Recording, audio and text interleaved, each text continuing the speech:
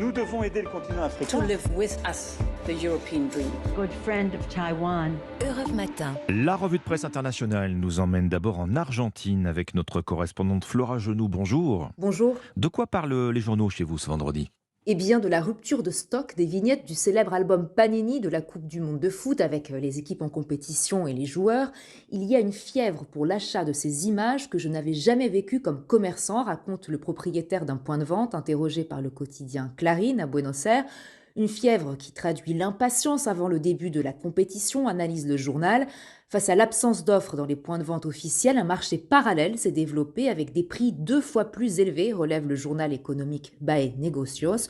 Une situation qui a provoqué une réunion au sommet cette semaine entre le gouvernement, l'entreprise Panini et le syndicat des points de vente, rappelle Ambito Financiero. Le gouvernement a réclamé plus de transparence dans la commercialisation des vignettes. Nous partons maintenant pour l'Irlande du Nord, territoire du Royaume-Uni avec vous, Laura Taouchanov. Que lit-on à la une de la presse ? Eh bien, un chiffre historique. Pour la première fois depuis la création du pays, les catholiques sont plus nombreux que les protestants. C'est ce que rapporte le Belfast Telegraph. Alors, le journal précise qu'il ne faut pas toujours associer la religion aux convictions politiques, mais ces résultats ont évidemment un sens très symbolique. Plus il y a de catholiques, plus il y a de chances pour que les pro-réunification soient majoritaires, eux aussi, conclut l'Irish Mirror.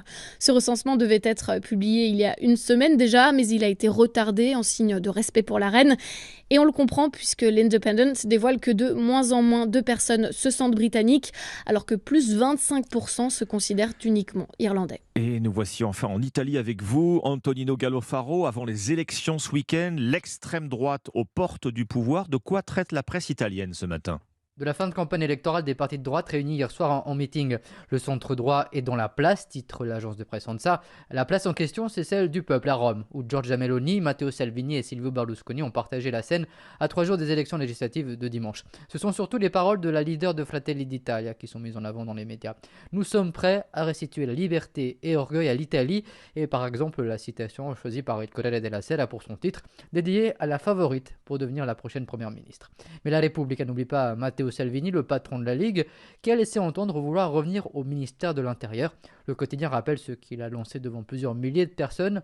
J'ai bloqué l'arrivée des migrants, je ne vois pas l'heure de le refaire. Merci Antonino Gallo-Faro, merci à nos correspondants. 6h53 dans un instant, la suite d'Europe Matin avec Dimitri Pavlenko.